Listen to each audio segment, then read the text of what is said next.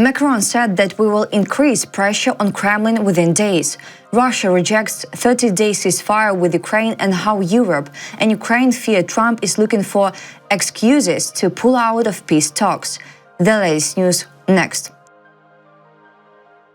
France plans to increase pressure on Russia in the coming days. Sanctions from the United States are also possible, stated French President Emmanuel Macron, Le Figaro reports. According to Macron, when it comes to ending Russia's war against Ukraine, caution must be maintained as part of the equation. Depends on Moscow. We must remain united and maintain the deterrence factor, the French president added. Macron expressed hope that a ceasefire between Ukraine and Russia could eventually be achieved. In the next 8 to 10 days, we will increase pressure on the Kremlin. Pressure cannot be exerted only on Ukraine, he said, without disclosing the details of his plans. Macron also said he had convinced the US of the possibility of escalating threats and potentially introducing new sanctions against Moscow. We have consistently worked to create a dynamic in which President Zelenskyy would agree to an unconditional ceasefire, which, by the way, he did in Jeddah. We also worked to ensure that the US would push Russia to agree to a ceasefire. Now, our joint task is to build the conditions for a strong and lasting peace. Moscow wants a 3-day ceasefire for May 9th and demands a response from Kyiv. It is not going to establish a 30-day truce, according to Kremlin spokesperson Dmitry Peskov. Speaking about the proposal of Ukrainian President Volodymyr Zelenskyy to establish a 30-day truce, Peskov said that it is impossible without settling all the nuances. We have seen it, but if we are talking about such a long-term ceasefire, then the nuances that Putin talked about in the Kremlin are important. This is also important, but without answers to these questions, it is difficult to agree to such a long-term truce. Peskov called Kyiv's refusal to give a direct response to Russia's initiative to call a 3-day truce a manipulation. About truce terms, on April 28th, dictator Vladimir Putin announced a truce from May 8th to 10th. He wants all hostilities to stop during this time.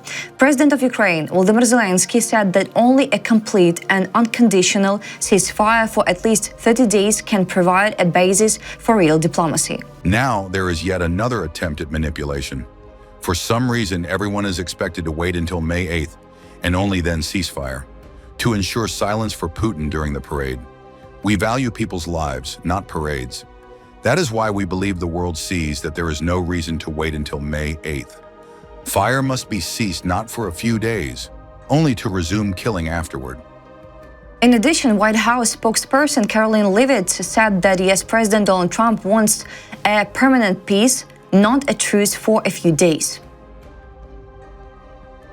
In response to Russian dictator Vladimir Putin's announcement of another short ceasefire, the UN has stated that it wants to see an end to Russia's war against Ukraine based on international law and the organization's charter, reported by Ukraine Forum, citing Stefan Dujarric, spokesperson for the UN Secretary General. Our position remains the same, that we want to see an end to the war, but we need to see an end to the war that remains principled and consistent and firmly grounded in the UN Charter, in international law, in line with all the relevant resolutions.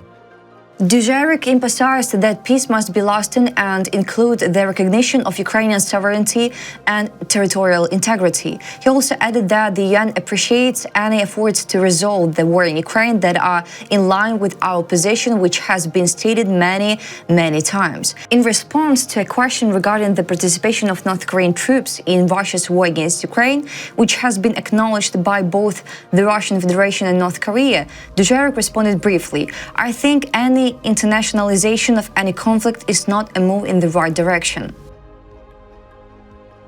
UN Security Council convenes important meeting over Russian aggression against Ukraine.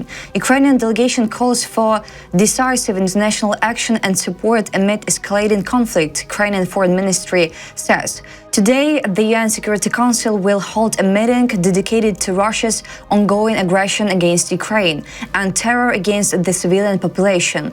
The discussion was initiated by France, which currently holds the presidency of the Security Council. Ukrainian Foreign Minister Andriy Sybiha thanked the French Minister Jean-Noël Barrot for his solidarity and support. Ukraine is committed to peace efforts. We agreed to the U.S. proposal for a full ceasefire 49 days ago, but Russia did not.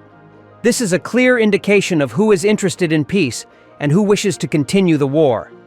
Sybiha called on all Security Council member states to clearly express support for Ukraine, condemn Russia's escalation against civilians, and advocate for increased pressure on the Kremlin. Defending justice, sovereignty, and peace must be a shared commitment. Ukraine stands strong and not alone, Sybiha said. Ukraine recently initiated an emergency meeting of the UN Security Council and a special meeting of the OSCE Permanent Council over Russia's missile strike on Kryvyi Rih on April 4th. European and Ukrainian officials fear that US President Donald Trump may announce a withdrawal from peace talks with Kyiv and Moscow using even minor progress as a pretext, reported by Financial Times. According to 4 Financial Times sources, there is a belief in Europe and Ukraine that Trump is ready to seize on any breakthrough in talks about peace in Ukraine this week, when he will mark 100 days of his second presidency. One European official speaking on condition of anonymity told the Financial Times that Trump was setting up a situation where he gives himself excuses to walk away and leave it to Ukraine and us, Europe, to fix. The sources added that the reluctance of Russian dictator Vladimir Putin to agree to key demands from the US and Ukraine, such as maintaining combat-ready Ukrainian armed forces after the end of the war, and the complexity of the war have forced Trump to reassess his commitment to a peace deal. The Financial Times sources agree that the peace plan proposed by the US administration arose from a desire to fit within Trump's timeline. According to one of the Financial Times sources, there are people who think the Russians might go along with the US plan, but there is nothing in place to actually make this work. Some Ukrainian officials also told the Financial Times that they fear Trump will withdraw from the peace talks. Due to this, Kyiv has quietly increased domestic weapons production and intensified negotiations with European allies regarding future aid. That's all for today. Thanks for watching this video. Like and subscribe.